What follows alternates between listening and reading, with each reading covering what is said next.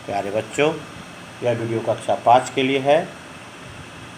संस्कृत कल्प पाठ्य पुस्तक के वीडियो के इस भाग में हम लोग आज पुल्लिंग और स्त्रीलिंग के पश्चात नपुंसक लिंग के बारे में जानेंगे।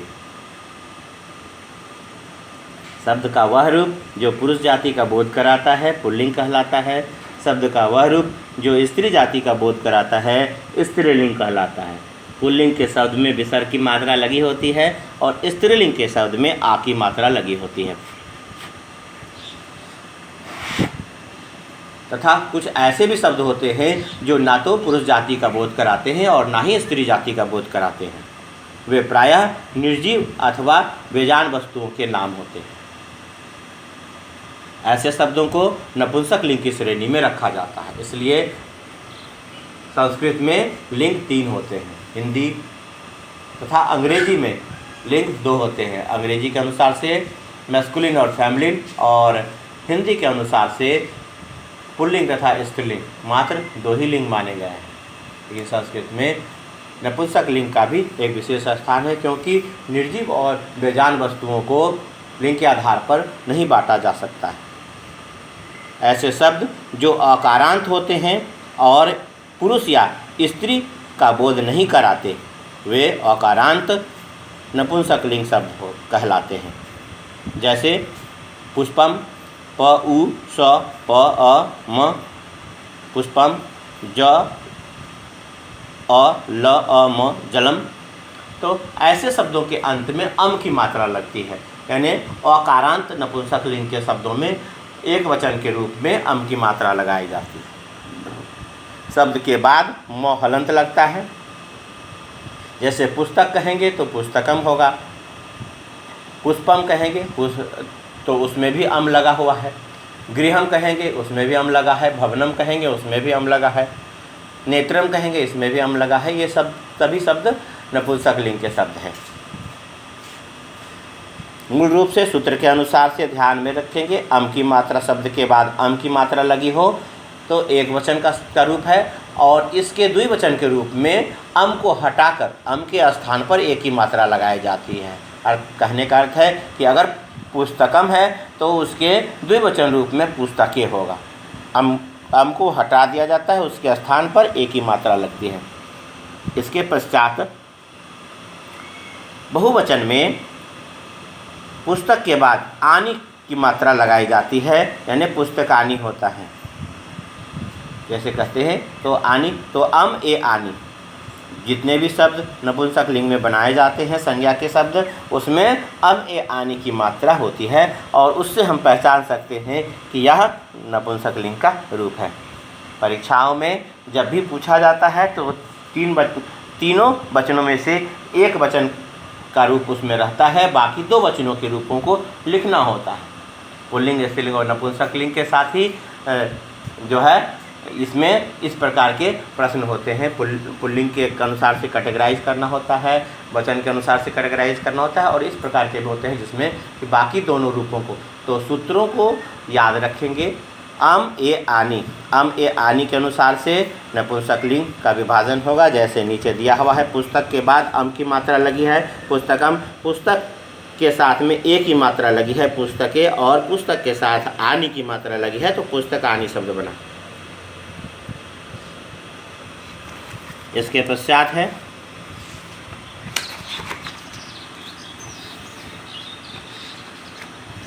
नपुंसक लिंग के तीनों वचनों के उदाहरण कुछ इस प्रकार से हैं। नेत्रम 1 आँख, नेत्रे 2 आँखें, और नेत्राणी अनेक आँखें। मुखम 1 मुँह, मुखे 2 मुँह, और मुखानि अनेक मुँह। आम्रम 1 आम, आम्रे 2 आम, आम्राणी बहुत से आम। इसमें एक अंतर देख रहे हैं, जो किसी शब्द में बहुवचन में आनी की मात्रा लगी है, किसी में आणी है यानी ण, तो ध्यान रखेंगे कि री, र और स में से कोई भी वर्ण अगर उस शब्द के मध्य में आता है तो उसके बहुवचन के रूप में इस नी के जगह इस नी का प्रयोग होता है। जैसे नेत्राणी में त के साथ र लगा हुआ है, यहाँ पर भी आम्र में म के साथ र लगा हुआ है। इसी अनुसार से री भी लगा होता है। जैसे गृह होता है तो गृह का के बहुवचन में गृहाणी होगा, उसी अनुसार से होता है। अब पुष्पम में मूर्धन स होता है, मूर्धन स लगे होने के कारण से पुष्पाणी होता है। इस अनुसार से रूप बदलता है। तो री र और स हो मध्य में तो उसमें इस ण का प्रयोग किया जाता है। जैसे फलम है, इसमें नहीं है तो इसमें आनी लगा है, तो फलम फले फलानी, सब में ए आनी का प्रयोग किया गया है। पत्रम, इसमें भी र है तो इसमें यहाँ पर देखेंगे ण का प्रयोग है। पत्रम पत्रे पत्राणी, यहाँ पर मूर्धन स है तो पुष्पम पुष्पे पुष्पाणी। कमलम कमले कमलानी, इसमें री र और स में से कुछ नहीं है, यहाँ पर सामान्य रूप में न लगा है। वायुयानम वायुयाने वायुयानानी। बसयानम बसयाने बसयानानी। फेनकम मतलब होता है साबुन, फेनके फेनकानी।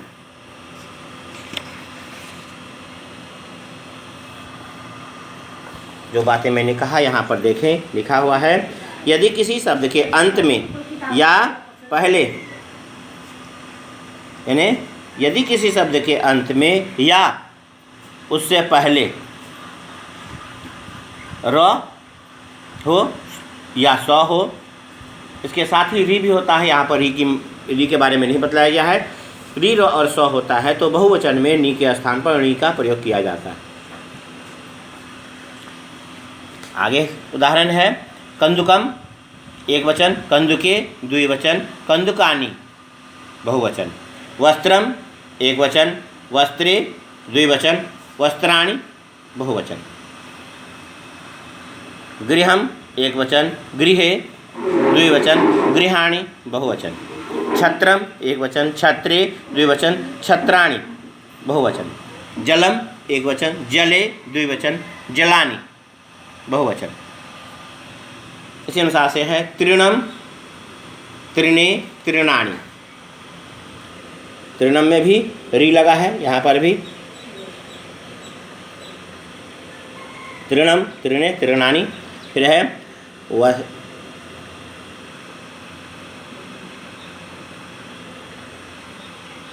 चक्रम चक्रे चक्राणि। वनम वने वनानि। भवनम भवने भवनानि। द्वारम द्वारे द्वाराणि। क्षेत्रम क्षेत्रे क्षेत्राणि।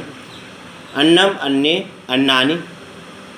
आभूषणम आभूषणे आभूषणानि।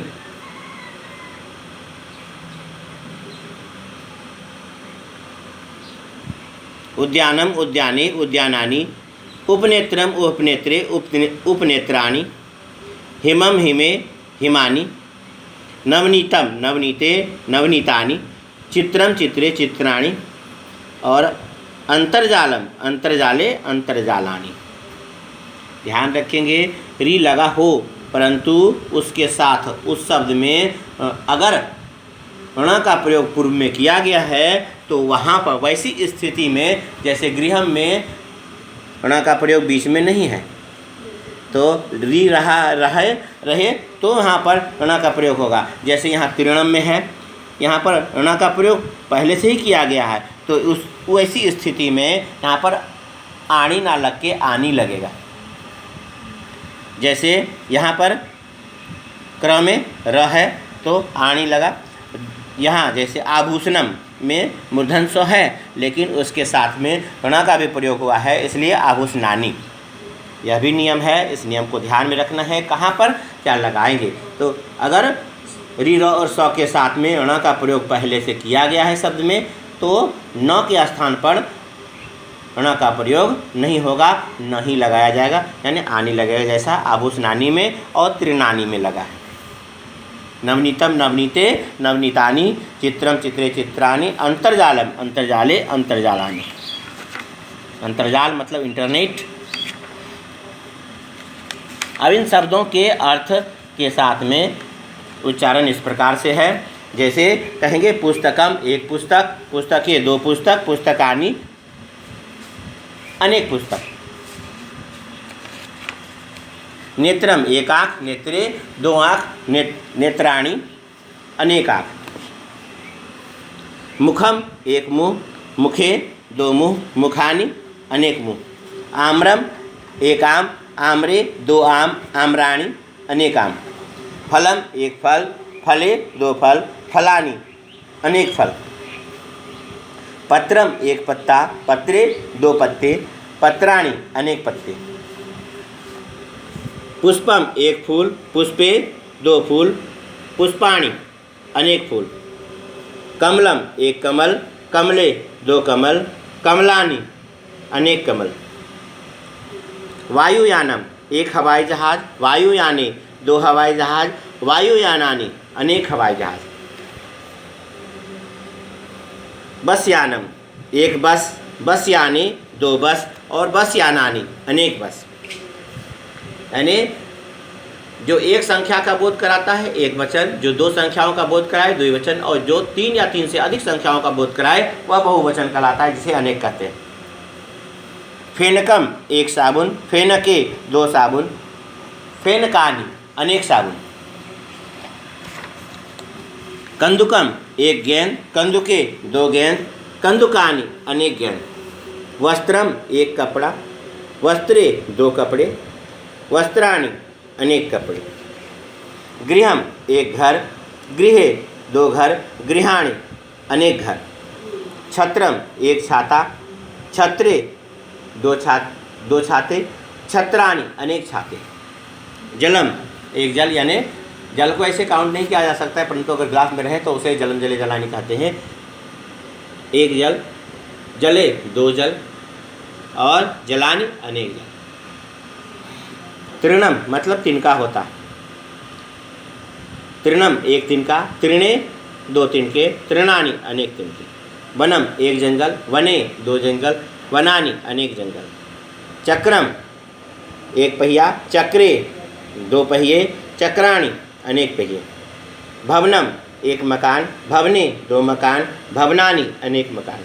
द्वारम एक दरवाज़ा, द्वारे दो दरवाजे, द्वाराणि अनेक दरवाजे।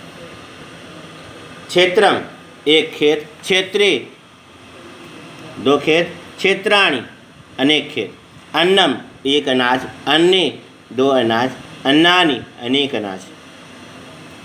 आभूषणम एक गहना, आभूषणे दो गहने, आभूषणानि अनेक गहने। उद्यानम एक बगीचा, उद्याने दो बगीचे, उद्यानानि अनेक बगीचे। उपनेत्रम एक चश्मा, उपनेत्रे दो चश्मे, उपनेत्राणि अनेक चश्मे। हिमम एक बर्फ, हिमे दो बर्फ, और हिमानी अनेक बर्फ। बर्फ का टुकड़ा को हिमम कहते हैं। वैसे ही हिमम हिमे हिमानी हो गया। नवनीतम मक्खन का एक टुकड़ा, नवनीते मक्खन के दो टुकड़े, और नवनीतानि मक्खन के अनेक टुकड़े। चित्रम एक चित्र, चित्रे दो चित्र, चित्राणि अनेक चित्र। अंतर्जालम इंटरनेट एक इंटरनेट, अंतर्जाले दो इंटरनेट, और अंतर्जालानि अनेक इंटरनेट। इस प्रकार से ध्यान रखने योग्य कुछ बातें हैं जो अगर शब्द के मध्य में री र और स हो और उसके साथ में अगर ण का प्रयोग नहीं किया गया है तो बहुवचन के रूप में न के स्थान पर ण का प्रयोग किया जाएगा। उसी अनुसार से जैसे चक्राणि, गृहाणि, पुष्पाणि इन सभी में किया गया है। लेकिन अगर री के साथ ण का प्रयोग पहले से किया गया है, यानी अकारांत शब्द में री के साथ साथ ण का प्रयोग है, तो वैसी स्थिति में अंत में री रहने के बावजूद उसमें ण का प्रयोग नहीं करते हैं। वैसी स्थिति में न ही लिखा जाता है। जैसे तृणानि, तृणानि कहते हैं, यहाँ पर न होगा तृणानि। अब जैसे आभूषणानि, तो आभूषणानि, तो यहाँ पर आभूषण, आभूषण में ण लगा हुआ है इसलिए आभूषणानि कहेंगे, तो वहाँ पर न का प्रयोग किया जाता है। इसके पश्चात कुछ शब्दार्थ दिए हुए हैं, उन शब्दार्थों को शब्दों के अर्थों के साथ में याद करें और जो अभी मैंने बतलाया उस उच्चारण को उसके हिंदी अर्थों के साथ में अपने गृह कार्योत्तर पुस्तिका में लिखेंगे और इन शब्दों के अर्थों को लिखकर याद करेंगे। आने वाले आगामी परीक्षाओं में यह पूछा जाएगा। आम्रम आम, इसके अनुसार से भी आप वहाँ बना सकते हो। एक आम, दो आम, अनेक आम, और अर्थ यहाँ से भी निकल सकता है। जैसे यहाँ कठिन शब्द दिए हुए हैं, बाकी जो सामान्य शब्द है वह वहाँ पर सिंपल है, जो आसान है। जैसे पुस्तकम मतलब पुस्तक होता है, वायुयानम मतलब हवाई जहाज़, वस्त्रम कपड़ा, कंदुकम मतलब गेंद, पत्रम पत्ता कहते हैं, पुष्पम फूल, नेत्रम आँख, नेत्रम को नेत्र भी कहते हैं, आँख कहते हैं, और फलम का फल होता है, बसयानम बस, फेनकम मतलब साबुन, कमलम कमल, मुखम चेहरा, गृहम घर, छत्रम छतरी, तृणम मतलब तिनका, वनम जंगल, चक्रम पहिया, भवनम मकान, द्वारम दरवाज़ा, क्षेत्रम खेत। क्रीड़ा क्षेत्र और क्षेत्र में अंतर है। क्षेत्र का मतलब ही खेत होता है, हमेशा ध्यान रखें। जब खेत की बारी हो लिखने की तो वहाँ पर क्षेत्रम लिखेंगे। क्रीड़ा क्षेत्र का मतलब खेल का मैदान होता है। क्षेत्रम खेत, अन्नम अनाज, आभूषणम गहना, उद्यानम बाग, जलम पानी, उपनेत्रम चश्मा, हिमम बर्फ, नवनीतम मक्खन, चित्रम चित्र, और अंतर्जालम इंटरनेट। ये वह शब्द हैं अर्थ के साथ। इन अर्थों के साथ में उन शब्दों को याद करें। नीचे प्रश्नोत्तर दिया हुआ है, इन प्रश्नोत्तरों को इस प्रकार से हल करेंगे, एक वचन, द्विवचन और बहुवचन के अनुसार से। जैसे आम्रम है, एक वचन में आएगा, चक्राणी बहुवचन में, चित्रे द्विवचन में होगा, गृहम एक वचन में, क्षेत्रे द्विवचन में होगा, बनानी बहुवचन में आएगा, नेत्राणी बहुवचन में, फिर बसयानम एक वचन में, वस्त्रे द्विवचन में, पत्रम एक वचन में, फिर वस्त्रे द्विवचन, पत्रम एक वचन, फलानी बहुवचन, फेनके द्विवचन, भवनम एक वचन, उद्यानानी बहुवचन, उपनेत्रे द्विवचन। यानी कहने का अर्थ है जिसमें अम की मात्रा लगी है वह एक वचन में, जिसमें ए की मात्रा लगी है वह द्विवचन में, और जिसमें आनी या आणी की मात्रा लगी है वह बहुवचन में होगा। इसके बाद यहाँ चित्र से इन शब्दों को मिलाना है। जैसे फेनके का मतलब होता है साबुन, इसमें दो साबुन जिस जगह है वहाँ से फेनके को मिला देंगे इस जगह। वस्त्रे का मतलब दो कपड़ा है, यहाँ पर वस्त्रे को मिलाना है। संगणके मतलब होता है दो कंप्यूटर, यहाँ पर दो कंप्यूटर है नीचे, उससे संगणके को मिलाना है। नेत्रे मतलब दो आँखें, तो दो आँखों से इसे मिलाना है। चक्रम मतलब पहिया होता है, ऊपर में सबसे ऊपर में पहिया दिया है, चक्रम को पहिया से मिलाएंगे। इसके बाद है कंदुकानी, कंदुकानी बहुत सी गेंद यानी अनेक गेंद, यहाँ से मिलाएंगे कंदुकानी को। अन्नानी मतलब अनाज होता है, यहाँ पर अन्नानी है, अन्नानी को अनाज से, अनेक अनाज, यहाँ पर अनाज से मिलाएंगे। नवनीतम मतलब मक्खन होता है, यहाँ बटर है तो इसे मक्खन से मिलाएंगे। और फलम मतलब फल होता है, यहाँ पर एक वचन का रूप या फल, एक फल दिया हुआ है। उपनेत्रे मतलब दो चश्मे होता है, यहाँ पर दो चश्मा दिया है, इससे मिला देना। यहाँ पर भी वही रूप है जो शब्द के अर्थों को लिखना है, यानी उपनेत्रम मतलब होता है एक चश्मा, तो यहाँ पर एक चश्मा लिखेंगे। भवनम मतलब होता है मकान, मकान लिखें, एक ना भी लिखेंगे चलेगा तो, लेकिन मकान लिखें तो एक लिखते हैं, ज़्यादा उचित होता है, इसलिए एक मकान।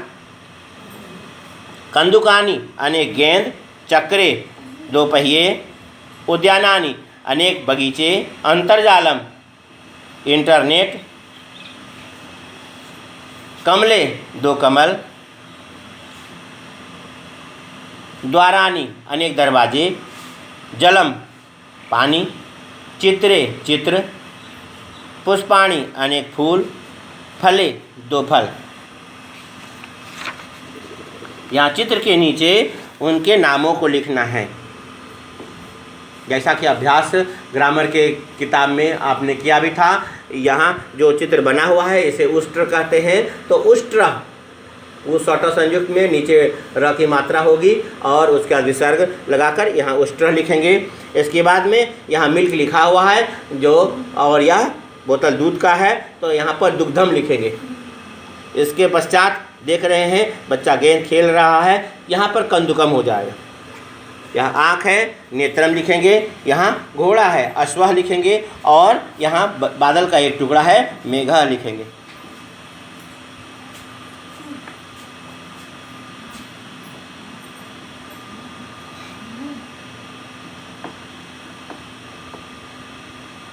इसमें से पुल्लिंग और नपुंसक लिंग के शब्द हैं, जैसे उष्ट्रः पुल्लिंग में आएगा, दुग्धम नपुंसक लिंग में आएगा, कंदुकम नपुंसक लिंग में आएगा, नेत्रम नपुंसक लिंग में आएगा, अश्वः पुल्लिंग में आएगा और मेघः पुल्लिंग में आएगा। इस प्रकार से यह उष्ट्रः, अश्वः और मेघः पुल्लिंग में आएगा, और उसके बाद दुग्धम, कंदुकम और नेत्रम या नपुंसक लिंग में आएगा। नीचे के कॉलम में भराना है। इसका लिंग के अनुसार से इन शब्दों को बांटना है, यानी जिसमें आ की मात्रा लगी है नपुंसक लिंग, जिसमें विसर्ग की मात्रा लगी है उस अनुसार से शब्द की प्रकृति से उसे पहचानेंगे। जैसे नासिका, नासिका स्त्रीलिंग का शब्द है, मध्य में आएगा। गजः पुल्लिंग का शब्द है, वह पहले कॉलम में होना है। वस्त्राणि, चाहे वह किसी भी वचन में हो, वस्त्राणि नपुंसक लिंग का शब्द है, यहाँ पर आना है नपुंसक लिंग में। फलम नपुंसक लिंग का शब्द है, इसमें आएगा। फिर पुस्तकानि नपुंसक लिंग का शब्द है, आनी लगा है, इस कॉलम में आना है। कलिके, कलिके वह कलिका का द्विवचन रूप है कलिके, तो यह स्त्रीलिंग का रूप है, यहाँ पर आना है कलिके। कोकिला मतलब होता है कोयल, आ की मात्रा है, कोकिला वह स्त्रीलिंग में आएगा। महापुरुषा, यह पुल्लिंग का बहुवचन रूप है, महापुरुषा पहले कॉलम में आना है। जालानी, तो यह नपुंसक लिंग का बहुवचन रूप है, नपुंसक लिंग में होगा। सहपाठकौ मतलब सहपाठी, दो सहपाठी को कहते हैं सहपाठकौ, पुल्लिंग में आना है। व्यंजने, यह नपुंसक लिंग का द्विवचन रूप है, नपुंसक लिंग में आना है। क्रीड़ा, क्रीड़ा मतलब खेल होता है, यह स्त्रीलिंग का रूप है, यहाँ पर होगा। धावका अनेक धावक, वह पुल्लिंग में आना है। फिर है घटा मतलब घड़ा होता है, पुल्लिंग में आएगा, और नौका मतलब नाव होता है, स्त्रीलिंग में आएगा। इस अनुसार से इसे कॉलम में सेट करेंगे। यहाँ रचनात्मक कार्य है, इसमें जो शब्द दिया हुआ है उसके शब्दों को लिखना है। और जैसे यहाँ पर घटा, घटो, घटा, यहाँ अनेक घड़ा है, घटाह लिखेंगे। और यहाँ पर दो पहिया है तो चक्री लिखेंगे। बहुत सारे फूल हैं तो पुष्पाणी लिखेंगे। यहाँ दो लड़कियाँ हैं, बालिके लिखेंगे। यहाँ पर दो बच्चे हैं, बालव लिखेंगे। और यहाँ अनेक मधुमक्खियाँ हैं तो मधुमक्षिका आकार लगाकर विसर्ग होगा। इस अनुसार से पुस्तक के इन प्रश्नोत्तरों को भरेंगे। यह हमारे शरीर के अंगों का नाम है, जैसा कि देख रहे हैं। जो हिंदी के नाम के साथ में दिया है इसे बोलकर पढ़कर याद करना है, उच्चारण के अनुसार से। बच्चे का दिया हुआ है, बच्चे के पूरे शरीर के अनुसार से है। सिर को सिरह कहते हैं, लिखने का तरीका बदल जाता है। तालब सौ में हर्षिकार लगाकर र में विसर्ग लगता है। सिरह मतलब होता है सिर। ललाटम का मतलब होता है माथा, फोरहेड जिसको कहते हैं माथा। वहाँ पर जहाँ तिलक लगाया जाता है वह फोरहेड होता है, जिसे ललाट माथा कहते हैं हिंदी में। वह उसे ललाट भी कहा जाता है, हिंदी में भी ललाट प्रचलित है, तो ललाटम, ललाटम मतलब माथा। मुखम मतलब मुख होता है, उसे मुँह भी कहते हैं, तो मुखम का मतलब मुँह। अम की मात्रा हटा देंगे तो वह भी हिंदी का शब्द है, मुखम मतलब मुख। कपोलम मतलब गाल। नेत्रम मतलब आँख। चिबुकम मतलब ठोड़ी। और केशम मतलब केश यानी बाल। जिह्वा जीभ। नासिका नाक। कर्णः कान। पादः पाँव। करः हाथ। कटिः कमर। उदरम पेट। कंठः गला। अंगुष्ठः अंगूठा। अंगुलिः अंगुली। दंतः दांत। नखः नाखून। और पृष्ठम पीठ। इस प्रकार से यह शरीर के अंगों के नाम हैं, इन्हें बोलकर पढ़कर याद करें। उच्चारण के साथ में ज़रूरत के अनुसार से इसे लिखें और इन्हें याद करें। शरीर के अंगों के नाम भी परीक्षाओं में पूछे जाते हैं। अपनी सुविधा के अनुसार से इस वीडियो को देखें और उसके अनुसार से इसे याद करें। सभी पाठ में अंत में जो शब्दार्थ दिया हुआ है उसे बोलकर पढ़कर याद करना है और उसे भी गृह कार्य उत्तर पुस्तिका में लिखना है। यह था पुल्लिंग स्त्रीलिंग के पश्चात नपुंसक लिंग पाठ का उदाहरण सहित पाठ वर्णन,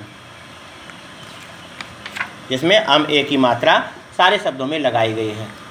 ध्यान रखेंगे, प्रायः निर्जीव अथवा बेजान वस्तुओं के नाम के अंत में अम की मात्रा लगाई जाती है एक वचन में, और उसके अनुसार से ही हम पहचानते हैं कि यह नपुंसक लिंग के शब्द हैं। धन्यवाद।